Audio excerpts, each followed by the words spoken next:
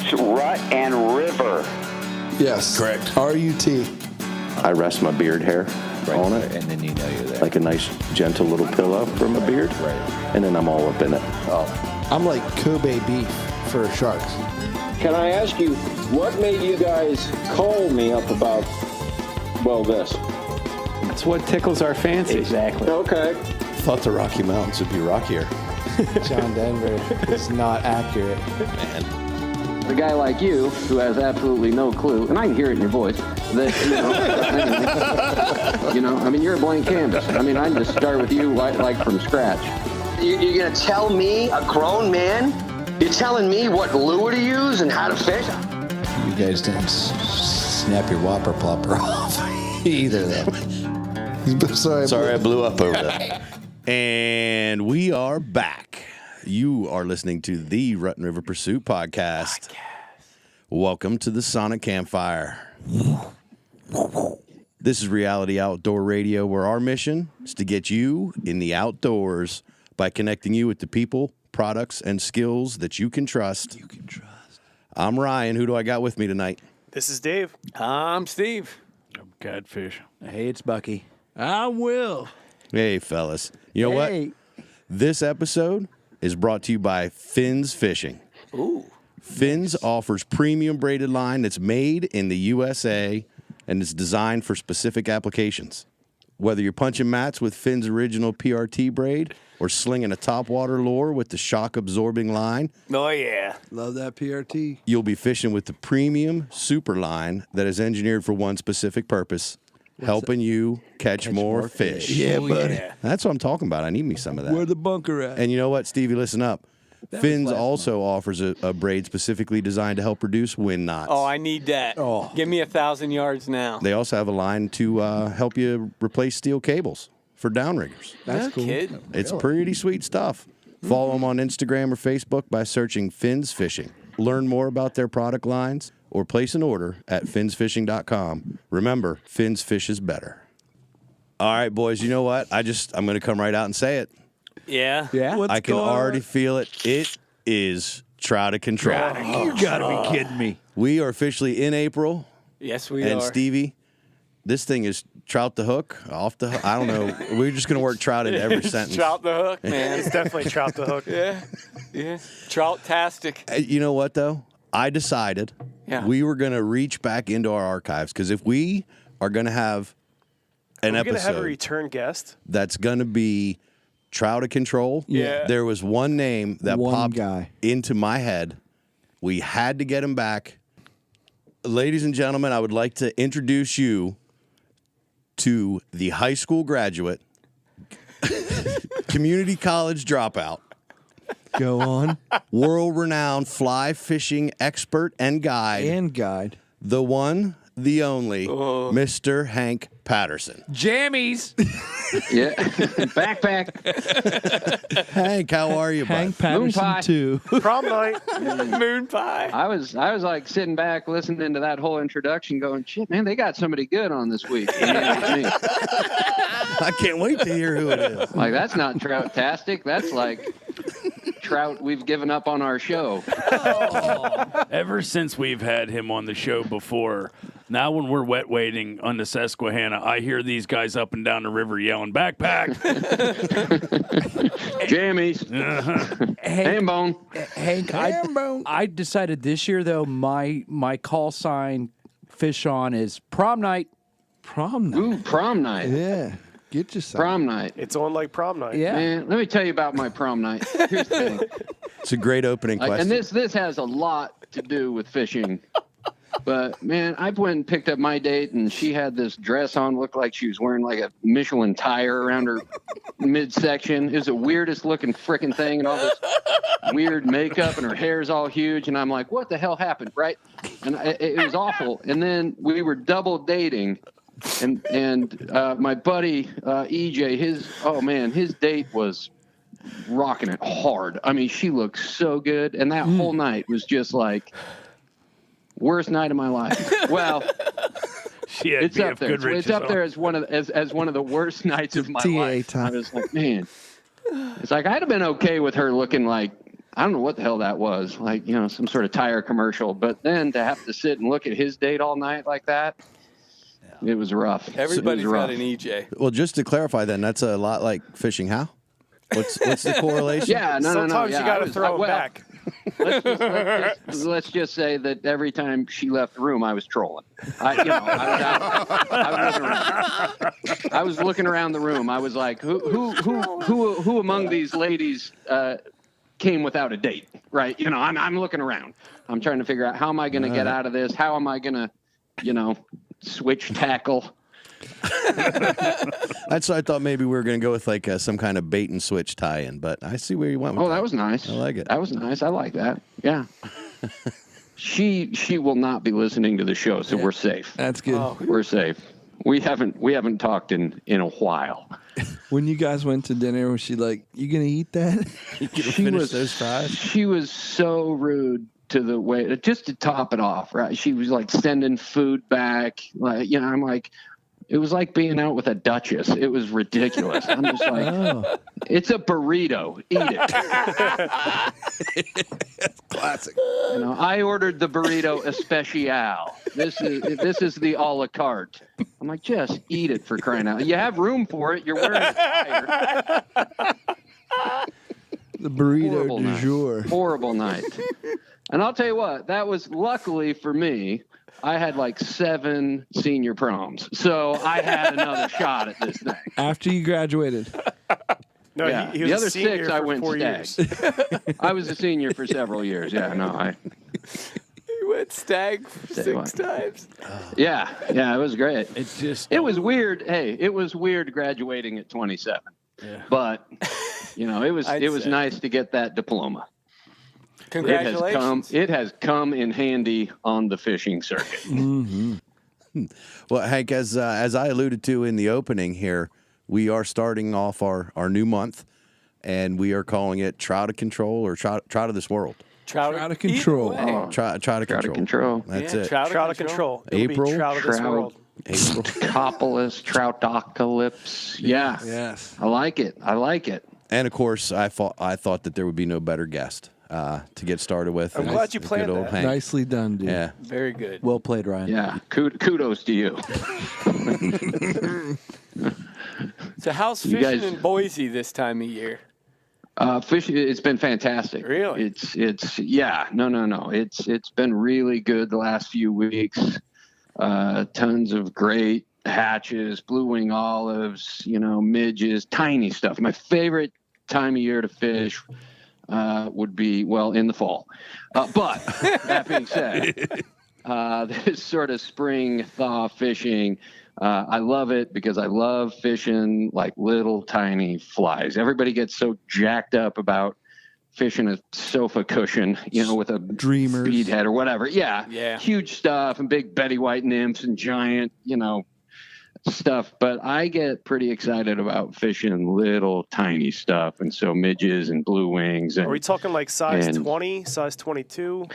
22s. Yeah. I mean, 20 up to 24s. I look at 24. I'm like, okay, now this is stupid. But yeah, size 20s. Yeah, how do you even 22s. tie that? Yeah, how do you tie it on the hook or on the line? You just bring somebody with you. It's got good eyes, and then you challenge them. fingers. You say something like, it's like, oh man, this is real. You can't tie that on. And then they felt challenged. And next thing you know, you got them tying on your fly. People are stupid. You can get somebody else to tie it on. We're stupid. I heard carnies have small hands. Do they? Carnies.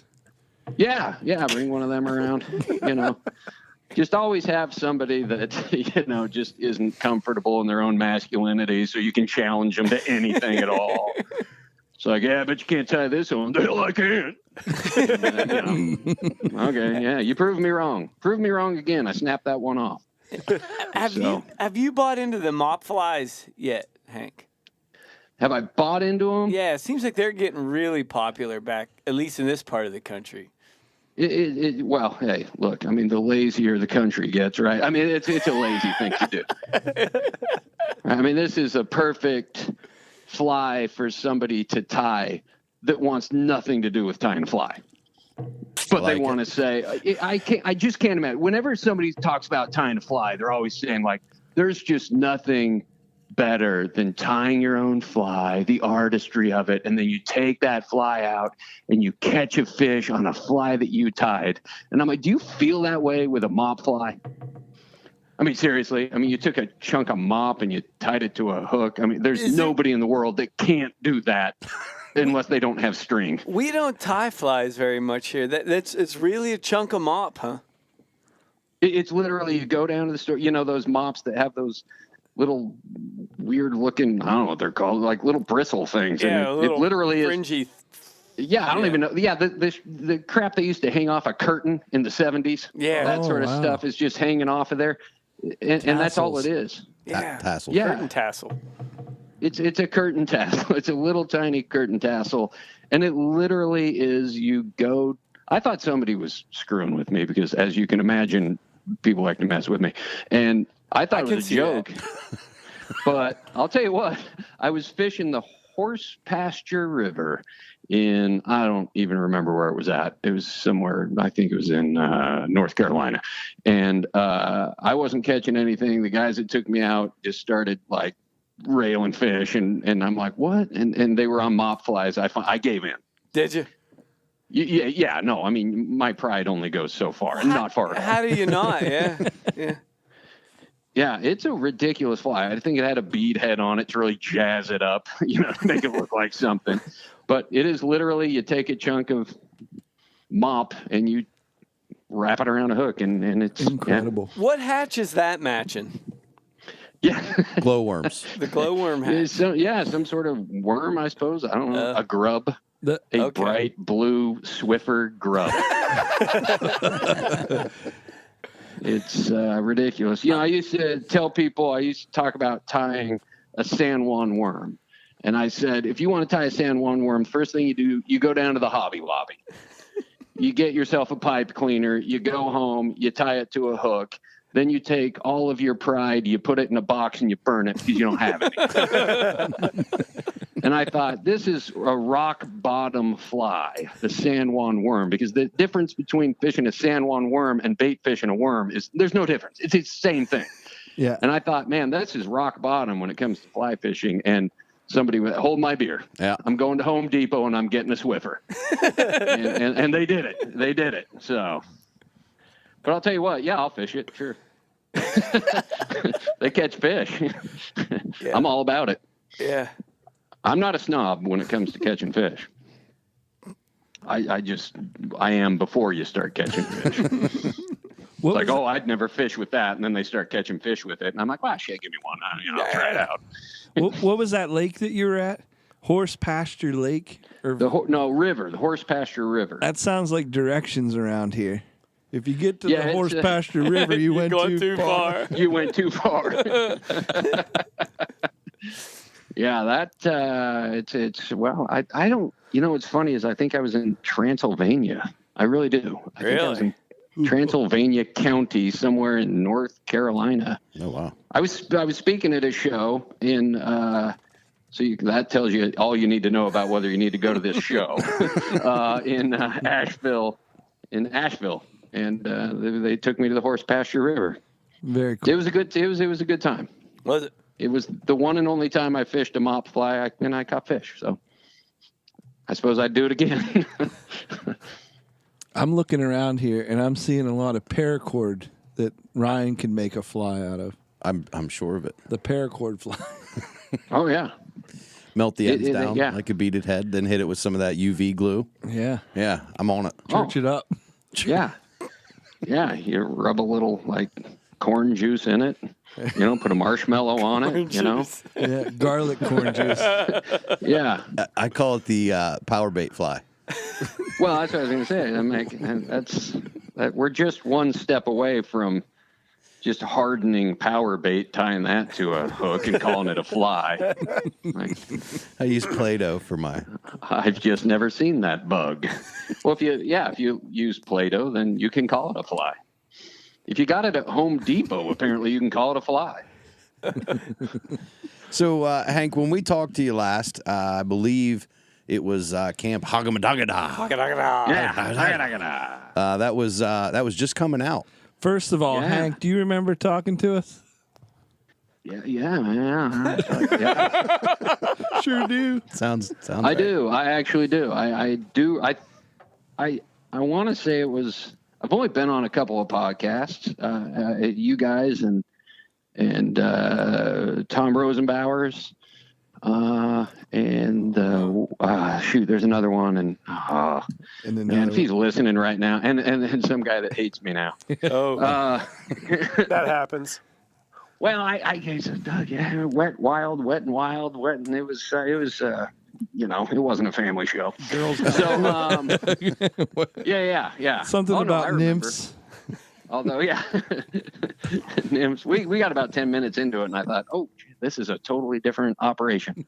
But yeah, no. I remember the show. I did not remember that Haggadah was just coming out. Yeah. Yep. And then, so, it's still out if somebody wants to go. Absolutely. And it's a good time for anybody who hasn't already checked it out. They should definitely go do that.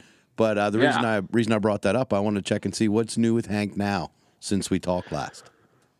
Well, I got a new film out on Amazon and on Vimeo called, let me think about what it's called, Hank Patterson's How to Make an Award-Winning Film Tour Film. And it gives you step-by-step directions on how you can go out and shoot an award-winning film tour film, from, you got to have a slow-motion shot of boots, you got to have a slow-motion shot of somebody tying on a fly, a slow-motion shot of a fish take, all that. So walk you through that whole process. We shot that on the Aralick River up in Alaska, and it's pretty dang funny. Yeah, it was super fun. We did like an 8-day float, shot this film, caught tons of silver salmon, and rainbows, grayling, dollies. It was a super, super cool. Sounds like a rough trip. time. Well, I'll tell you, unlike most of my films, we catch fish in this one. Oh. And so, it was a totally different operation. I was like, holy crap, we actually have fish to cut too. And so that's... You got that going for you. Yeah. And then I started my own podcast. No way. Called Hank Patterson's Outdoor Misadventures. Nice. Because, I was like, oh man, the bar, as you guys know, the bar in podcasting is so low that I thought I should throw my hat in the ring. And let me tell you, I haven't raised the bar a single notch. I've kept it right where it belongs, right down there. Because we appreciate I tell people all the time, I said, hey, I'm a guy that looks for a low bar. And that's I gravitate to that. And so I thought, man, podcasting, low bar, I should do it. I should get out there. So I got my first 1-star review today. It felt good. You did. Felt good. Congratulations. You guys don't have any. You guys are like 5 stars across the board. I'm going to do everything I can for you guys tonight to get you that first one. And then I had another guy that was commenting that he had to stop listening to my podcast because I was eating. In every episode. The next one that comes out, I'm eating an apple and rice cakes, and this guy's gonna lose his mind. I'm like, yo, dude, PJ, don't listen, brother. It's not gonna go. If you were gonna give me one more shot, wait till episode 5. Yeah, well, he's gonna give you episode 4. I think I eat an apple, I think, through the entire hour. So because he will give you one more shot because he wants to see if you're going to listen to his suggestion. Yeah. So when you throw it back in his face like that, that's a good idea. He's probably going to off himself at episode 7 when he's Captain Crunch. Captain Crunch and toffee. I asked Alex. She does the show with me. I said, "Man, what do you think that's all about?" She said, "Yeah, a lot of people don't like listening to other people eat." I'm like, oh, no shit. I hadn't even thought of that. And I said, but I'm not going to stop. Why start now?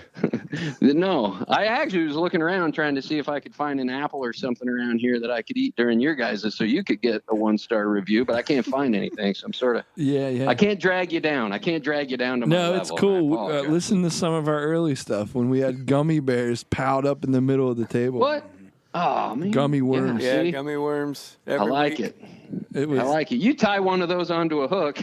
It's a fly. It's a fly. Yeah, and it doesn't have to be the worm. Gummy anything. Just gummy. If for people who are maybe afraid to start listening to your podcast, what would you say that the general theme of it is? We're just talking about camping and fishing, and it pretty much goes off the rails almost immediately every single time. So it's should have named it Crazy Train. Yeah, I'll be honest. I mean, my whole thing is I don't think you need to have ever had any interest in camping and fishing to enjoy the show, because you're not going to learn anything. I'm going to tell you that right now. You will learn absolutely nothing listening to my podcast. You might come out of it feeling stupider than when you started. And it's just telling stories about growing up camping, talking, fishing stories, and just getting outside. And I listen to your guys' show, and you guys have a good time. I mean, it's super fun to listen to, just because it's, what is there, like 47 of you guys? Yeah. There's like 47 guys sitting around, laughing their asses off, clearly having a good time. And I was like, I think it's fun. And what I have discovered is, whether it's any good, and it's probably not, or whether people listen to the show, and I hope they do. That was a funny way to put it. It's a really bad show that I hope people listen to. I want people to listen. I'll tell you what, I haven't enjoyed myself or laughed harder than when we've been recording these things. Yeah. And Isn't that the truth? and, and like when you guys called and asked me to come and talk with you guys, I was super excited. I was like, I mean, I'm all for it. I like just sitting around talking and laughing. It's a good time, and people apparently like to listen to that. And I thought they also liked to listen to you sit and eat a bag of rice cakes, but apparently that The jury's still out. I'm just trying to make them feel like They're on the fence. one of the gang.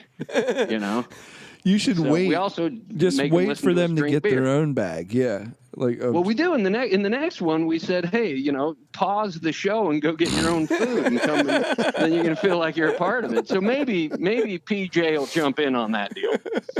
I hope PJ's listening to your guys' show as well. I'm pretty sure that's Pearl Jam. He can then comment on it. Yeah, that's why I listen to their show and not yours, because they don't eat. You can direct share it with them when we're done. Yeah.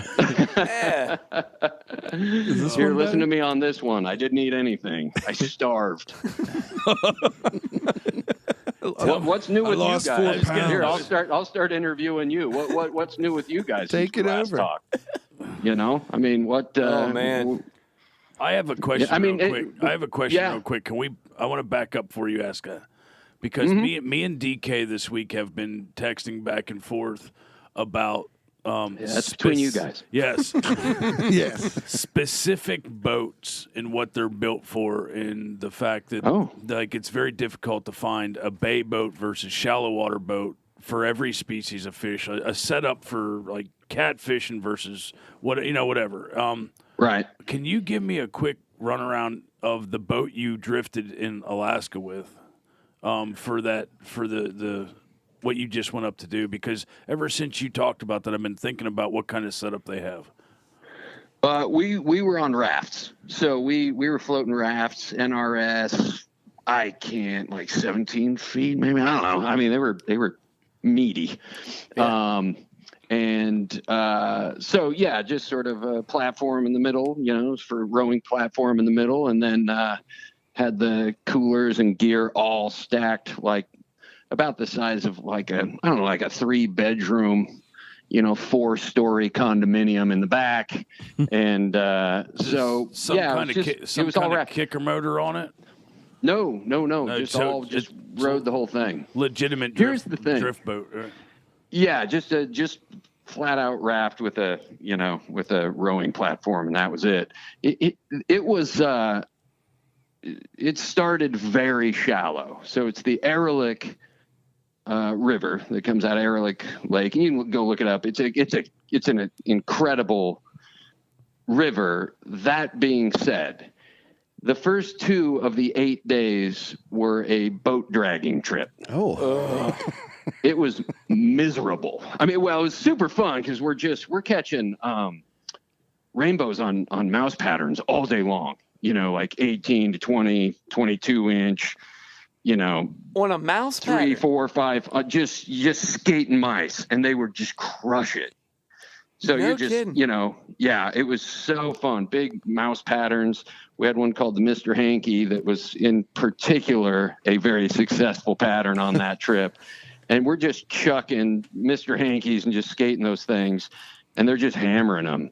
And so, the fact that you have to drag what is probably, 350 pounds of raft for 140 yards at a time, you kind of get over it because of the adrenaline of catching these fish. And the silvers were skating pink polywogs, so bright pink polywogs, all top water. And so we're skating all that stuff on top too. That sounds made up. No, it's so cool. So what I loved about mouse it was, patterns and polywogs and bubble gum drops.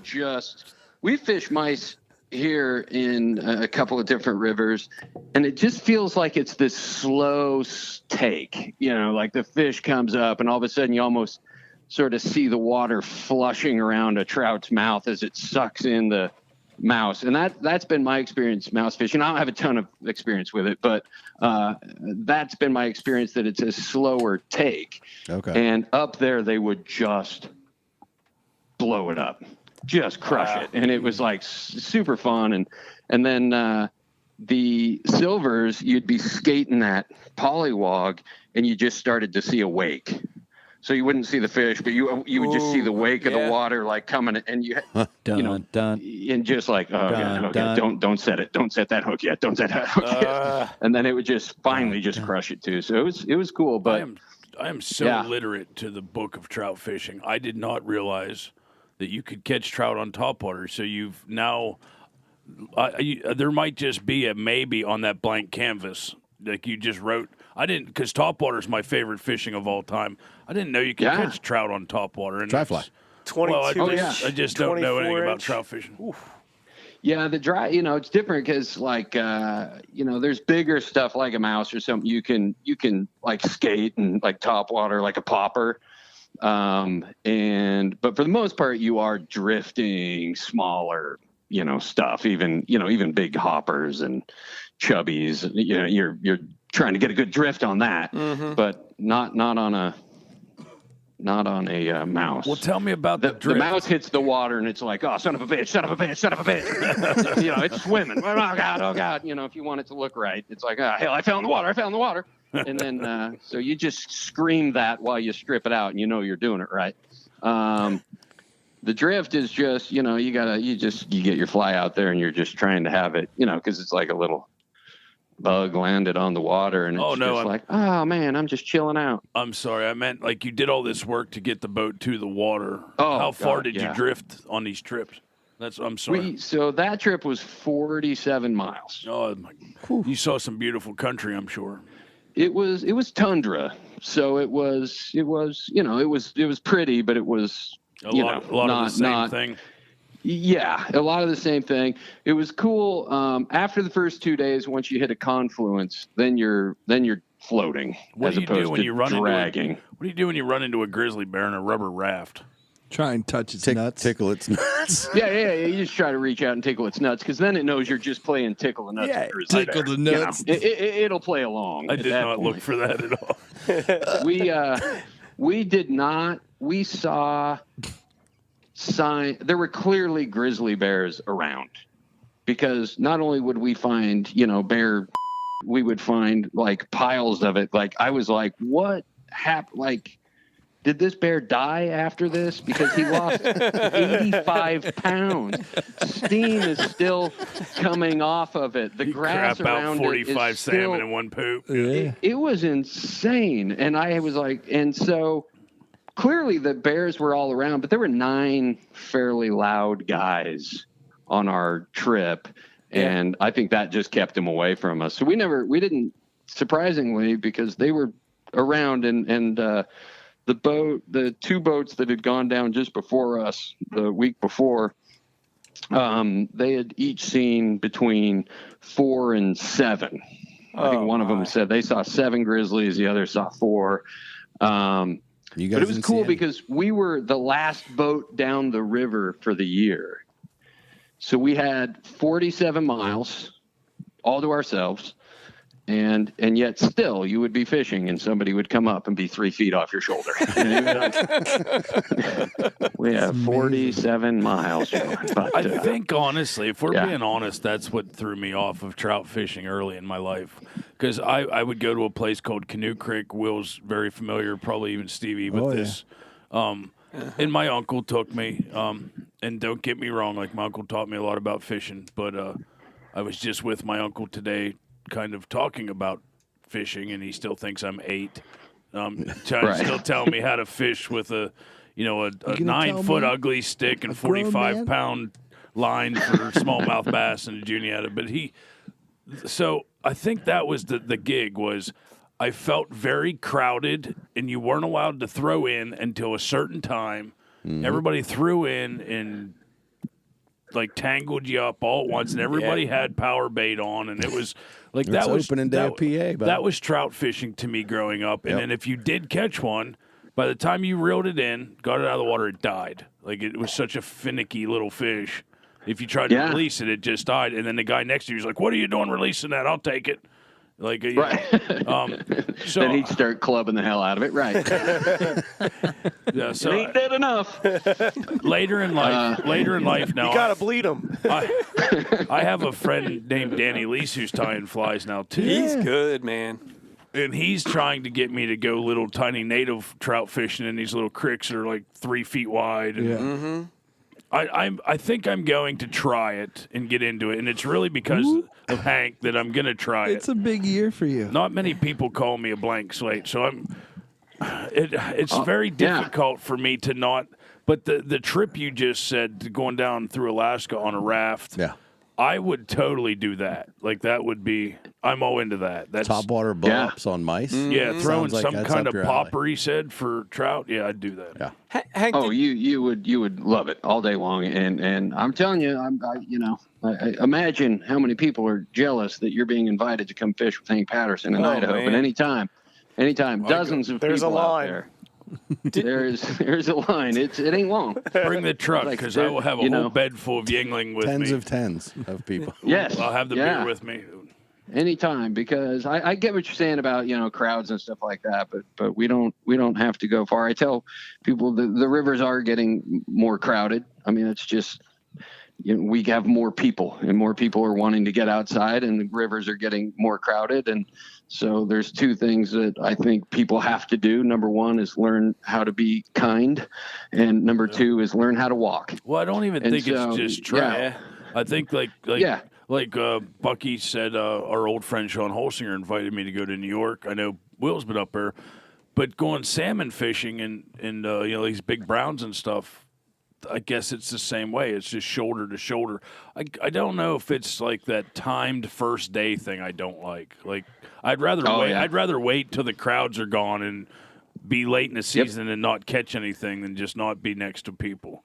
I guess that's what throws me off from the whole sport of fly fishing is it seems very crowded. And then you watch these movies of guys in the middle of nowhere by themselves, and with all dramatic footage. Well, it's Brad Pitt. How can you not watch it? It's a river runs through Hank. Yeah, it is. Nobody wants to be anywhere near Brad Pitt, so that's why he's got river to himself. It's like, oh hell, I'm going to have to hear about his last movie. It sucks. So I don't want to be by that guy. But I'll tell you, Ocean's out here 45. there's rivers that are have a little bit of a crowd. I think that people typically. It depends on where you're at in the country or in the world as far as what that etiquette is.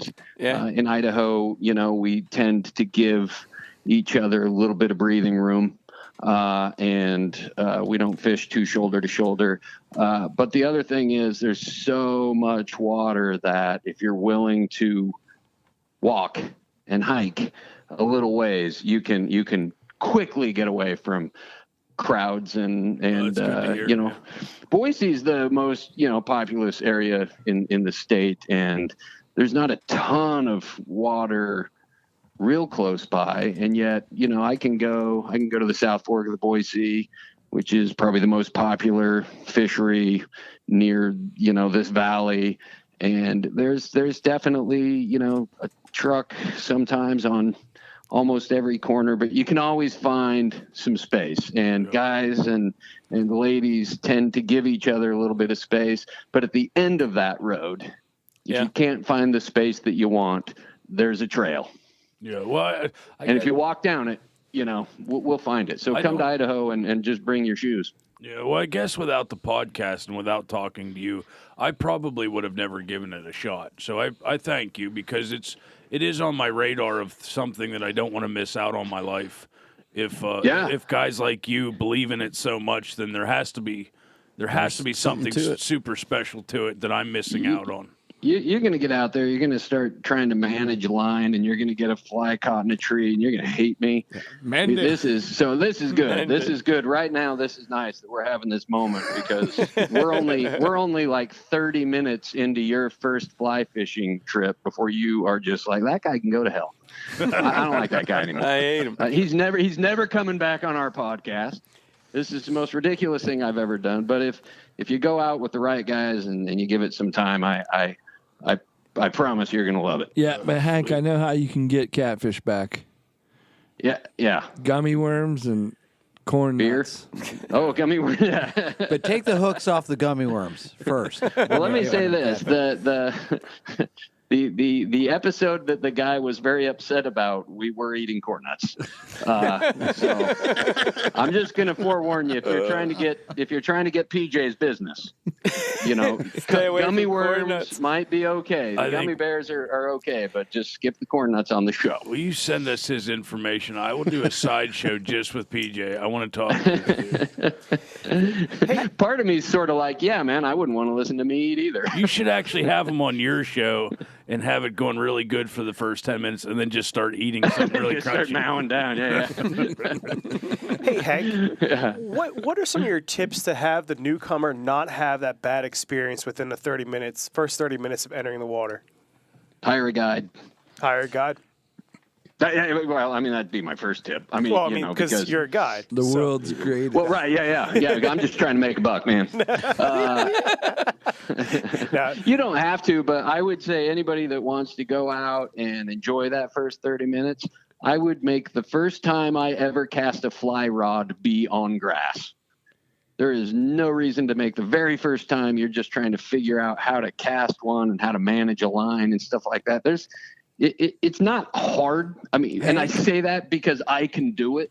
Do I need a special card to fish on grass? Like medical? Like in medical? You don't you don't have to have anything at all. I'm just trying to. You're not going to catch anything if you're fishing on grass and you feel like, oh man, I'm gonna. Oh, I see what you're saying. Wait a minute. We're talking about Colorado fishing now. Yeah, exactly. Okay. Yeah, what you're gonna want if you're gonna fish down there, you're gonna want to have like a Funyun with a Dorito dropper. A drop. But yeah, I would say followed by a cherry squishy. Right. Yeah, something like that. Yeah, and. But no, I would just say, go down and find somebody skilled that is willing to take you out and show you a few things. And then once you've learned a few things and you feel like, I can kind of do this, then just go alone a few times. You'd be surprised to learn that people don't love to fish with me. And so I fished alone quite a bit for the first several years of, I don't have what you would call patience. And I lay blame. So when I would fish with people, when I was first getting started, anything that went wrong was that other person's fault. The client's fault. Yeah. Well, that's still true. It's like, I'm not here to, guide, not God. I can't hook the fish. I can just put you in a position where you should be able to do it. Well, Hank, I think one of the things that might be intimidating for people is the gear. At least for me it was. Does a guide typically provide that? Or can a guide typically provide that? A guide will provide it, absolutely. Okay. So that's normal, just like any other fishing charter service. Yeah. Okay. Rod, the whole setup. You should, you can show up naked. Don't. Really? Well, it depends on who. There's But, not enough for the most medication part, for that, bud. Yeah, no. You could show up naked, but but don't. But you shouldn't have to bring anything. That being said, if you do have your own gear, then you should bring it. That sort of thing. And if the guide starts trying to sell you a fly rod, then you chose the wrong guy. Should a trout fisherman like all of a sudden have you're waders? at a Mary Kay show. I can't even follow that up. Go ahead, Diggy. Try it, bud. What was that? Should a trout fisherman have waders? Because some of our guys showed up duck hunting and were One time. very bluntly told, if you're going to duck hunt, you should have a pair of waders. Come on, man. Don't come down here without waders. One time. So, should a Well- trout fisherman have waders? It is absolutely the individual's decision. Thank you. What I would say is this. Last week on the South Fork, 30 degrees, sort of snowy and cold, standing, waist deep in water. I would say you should have waders. I would agree. I'm looking out for your health. Yeah. Now, that being Hank said, and every there's medical no doctor. law that says, there's no law that says you have to have waders. And if Except for if you're, that's the theory, Darwin. Sorry. yeah, well, the theory would be that you should absolutely have waders, but there's no law that says you have waders. Once sort of the heat in the summer, I don't wear waders. No. I just wear shorts or like. Whatever. Pants. I don't. I don't. Bare-legged. I pretty much wet wade all summer. Does the guy provide the lawn chairs? No. Here's what I think the guide should provide: knowledge. And I feel like you should bring everything else yourself. Right? Bring your own lunch. Why should I go tie flies? I always talk to guides and they're like, I was up all night tying flies for my client. I'm like, does your client not have directions to a fly shop and like $20 to buy some flies? What the hell are you doing? Are they driving by a Walmart? River Butler or something? Look, River Butler. yeah, bring your own damn sandwich. Bring your own sandwich. Bring your own beer. Bring your own Not a flies, River bring your own Butler. beer. That's a new app right now. Yeah, River that's Butler. like, I'm not your River Butler. I prefer aquatic concierge. Right. Yeah. A little highbrow. Yeah, it just seems like they're doing way too much. That's East Coast. But it's sort of funny because you asked earlier. It's like, well, do I have to bring my? No, because all these guys are gonna. Now, if you're coming out with me, yeah, you're gonna need all that crap. I'm not. It's like you don't let them use a rod. It's like, why would I let a guy that's never cast a rod touch any of my gear? And why? And it's like, why don't you tie their fly on? Well, because next time they fish, I might not be there. God knows I won't be there. And so they should probably learn how to do it themselves. I am there to impart some wisdom. Give a man a knot. Yeah. Yes. Give a man a knot. We'll just leave it at that. A knot. That's the shirt. Give a man a You nut. know that old saying. I haven't heard that in years. I do fish with multiple different people on my lake and my boat, and there are lots of guys that will show up in the morning with a sheets bag, and they'll have like a monster in there and some honey buns for me because they know I've been up early putting a boat on the lake. Yeah. There are other guys on my boat that will be come 9 a.m. be like, "Yo, Cat, what's in your cooler? Do you have anything to drink?" And that. I think I'm both those guys. I'm not a River Butler. The answer to that question is yes. I have something to drink in there. I have learned to buy like 4 of everything just in case. I think someone's boat needs to get named the River Butler. Yeah. I'll tell you what, if you're supplying that, I might come down and fish with you. I didn't know there was like free drinks and Oh yeah. cinnamon rolls and crap. Yeah, I'm on it. Honey We'll buns. We'll not cinnamon record rolls. it. I got 3 different guys all the time digging through my gear, going, "Hey, can I have some of those?" Yep, they're right there. Go on. But then again, everybody at this table does have, like the same mutual friend that we can hit up and be like, "Hey, Yeah. give me this. Yeah, is this buy one get one free? Look the other way." Well, come on out, Hank. We'll take you. We'll take you. Bring Alex, and we'll do a podcast for each group on the boat, on the water. It'll be great. good. Oh, that would be good. Where are you guys? Yeah, I suppose I can ask since you asked. We're right off of Big Oak confluence. We're down Pick-a-Penny Road by the oak tree. It's horse pasture lane. Yeah. If you gone past the oak tree and horse pasture river, you gone too far. But keep going past Cow Patty Road. Yeah, if you see the bear scat, you went. Come on now. Central Pennsylvania, I think might be what you're looking for. At the gas station, he'll give you directions. Oh, okay, yeah. Yeah, that's the gas concierge. We're all right around the capital. We're all right around Harrisburg, Pennsylvania. Oh, nice. Yeah, all right. Yeah. Hank, we're bumping up on time here. I thought we just started. It seems like we just started. I didn't even talk to him about half the trout stuff I wanted to. I know. That's how it goes. I didn't even get to. He needs to come here to Pennsylvania. He does. But I just thank God we got to talk about my high school prom. I know. That's what I was thinking. Prom night. Can we lead off with that? Well, before we cut you loose, there's 5 questions that we like to ask each guest. We're gonna church it up a little bit. We call it our Fast 5. This is where we get serious. Okay. Not. Yep. But good. So we're gonna kick it off here. Will's gonna start. Just shout out the first. Well, you don't have to shout. You can, but you don't have to. Yeah. Okay. All right. Give us the first thing that pops in your mind. Did we do this last time? We did not. No, this is a new Or is this thing. This is a new thing? for season 3. Okay. All right, Yeah. filler. Season I got 3 you. exclusive. Mm-hmm. Number 1 question: what are you most proud of? My kids.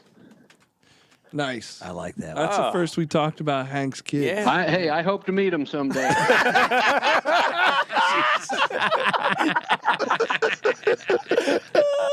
Oh no! I almost saw it coming, and then I was like, "No, yeah, no." the hook set, man. No, I was. Hank went serious for a second. I did too. He was quickly retrieving that mouse across the surface. Yeah, he was did. stripping that grayling. And we more than just sucked it in. Oh, yeah. I mean, we slapped it.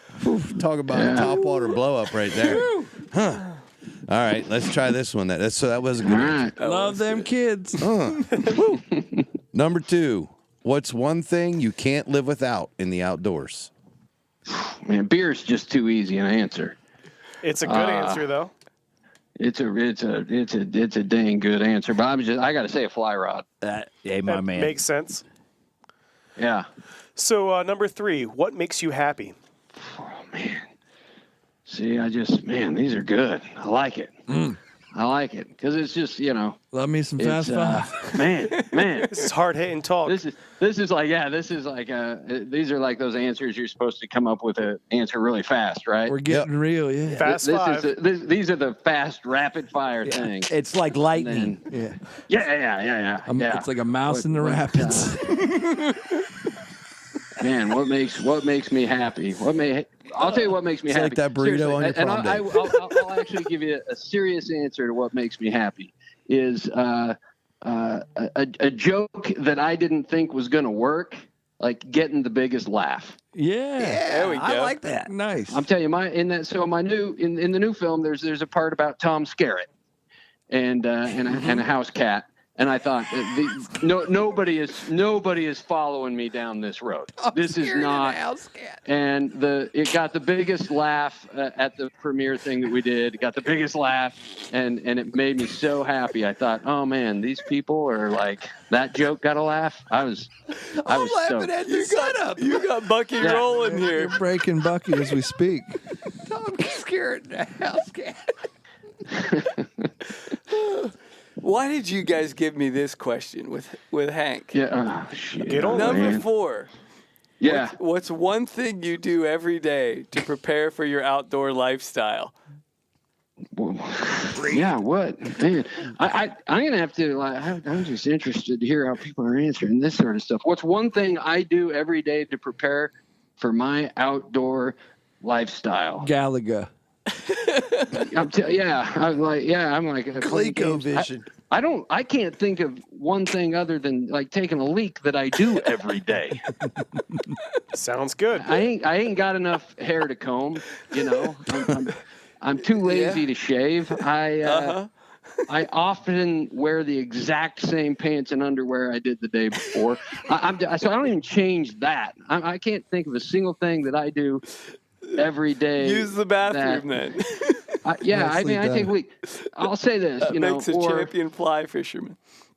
Yeah, one thing that we talk a lot about on Hank Patterson's Outdoor Misadventures podcast is poop, and we talk about poop quite a bit because it's a huge part of the outdoors. And I would say I try to keep consistent on pooping every single day just to keep myself healthy. And so that could be, and in the outdoors, it's often an issue. Sure. Whether you're digging a hole or whether you're trying to figure out, like, we forgot the toilet paper, whatever it is. And it's valuable to have a strict bowel regimen when you spend your life in the outdoors. It is so that, and if you can keep that regiment going, like, when you're on hostile territory, out there, either grizzly bears around, if you can keep that going, so that's something I do every day, and it probably somehow prepares me for the great outdoors. Perfect. Yeah. Apologies for that answer.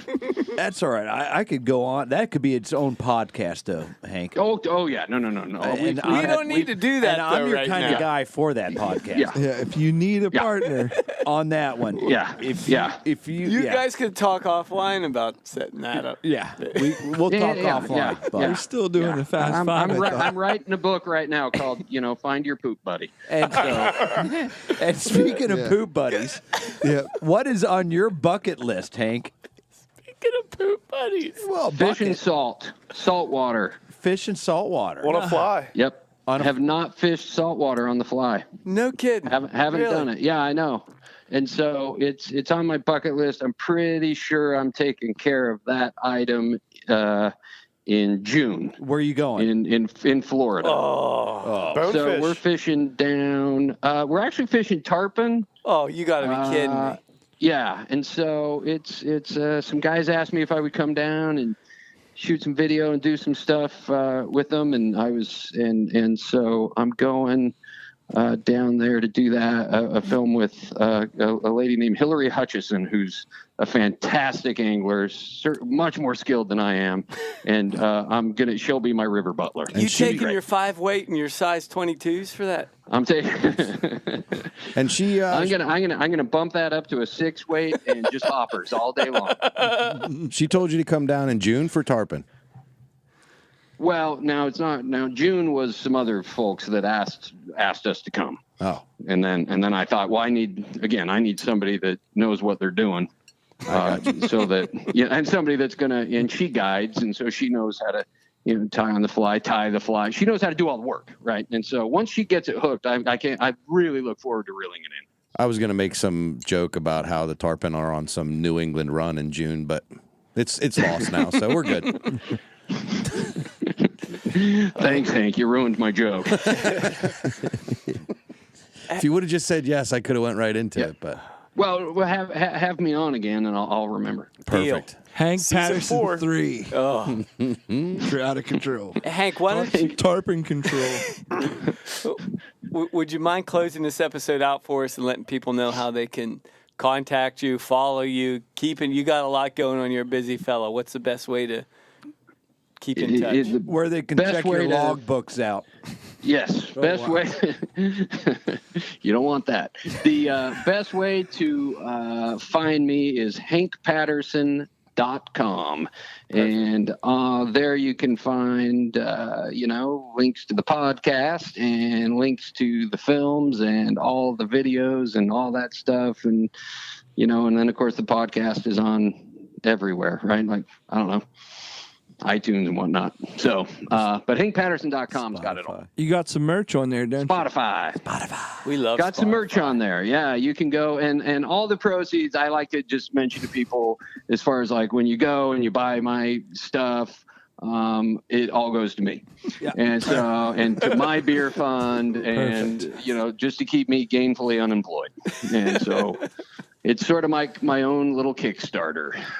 So, nice. Yeah, my own Indiegogo right there at HankPatterson.com. Love it. Very cool. Well, Hank, thank you so much for your time, bud. As last time was, this time was unforgettable. Great time. Yeah. My sides hurt. Absolutely.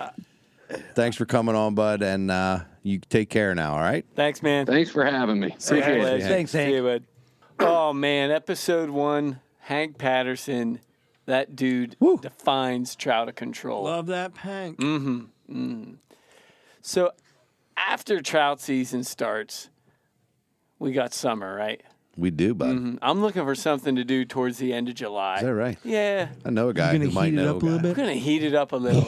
I think I got something What for do you. you got, bud? This episode is brought to you in part by Smoke in the Grove Barbecue Competition in Spring Grove, Pennsylvania, being held July 26th and 27th. Oh, I'm there. Ooh. Smoke in the Grove Barbecue Competition is Spring Grove's premier event of 2019.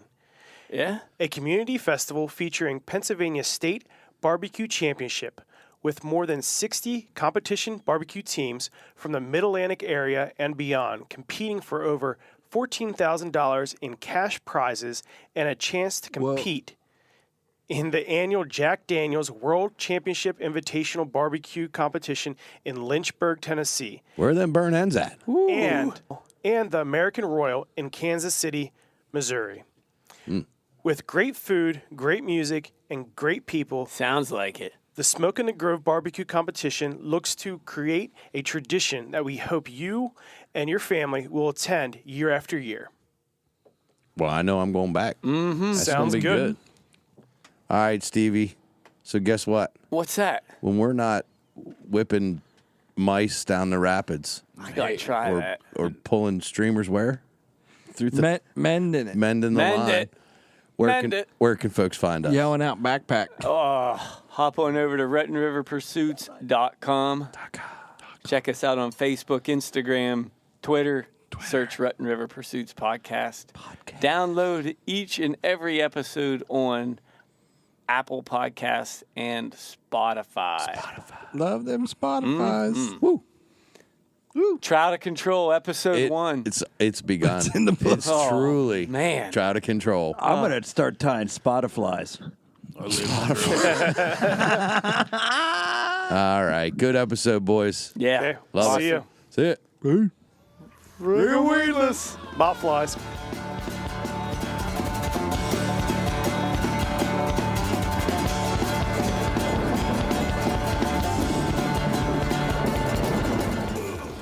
But it is literally you take a chunk of mop and you wrap it around a hook, and it's Incredible. What hatch is that matching? Yeah. Glowworms. The glowworm hatch. It's some sort of worm, I suppose. I don't know. A grub. A bright blue Swiffer grub.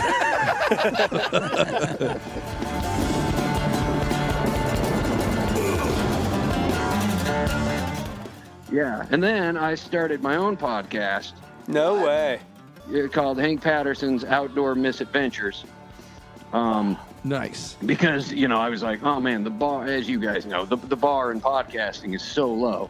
And I thought I should throw my hat in the ring. And let me tell you, I haven't raised the bar a single notch. I've kept it right where it belongs, right down there, because we appreciate I tell people all the time, I said, hey, I'm a guy that looks for a low bar.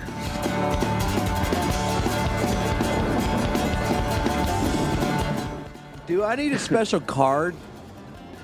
A card? To fish on grass?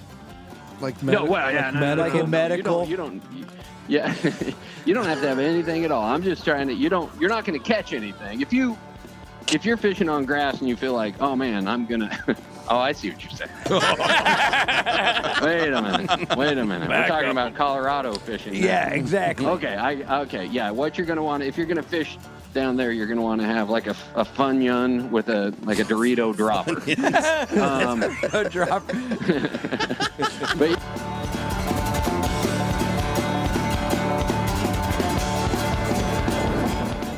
Number one question. What are you most proud of? my kids. Nice. I like that. That's the first we talked about Hank's kids. Yeah. I hope to meet them someday.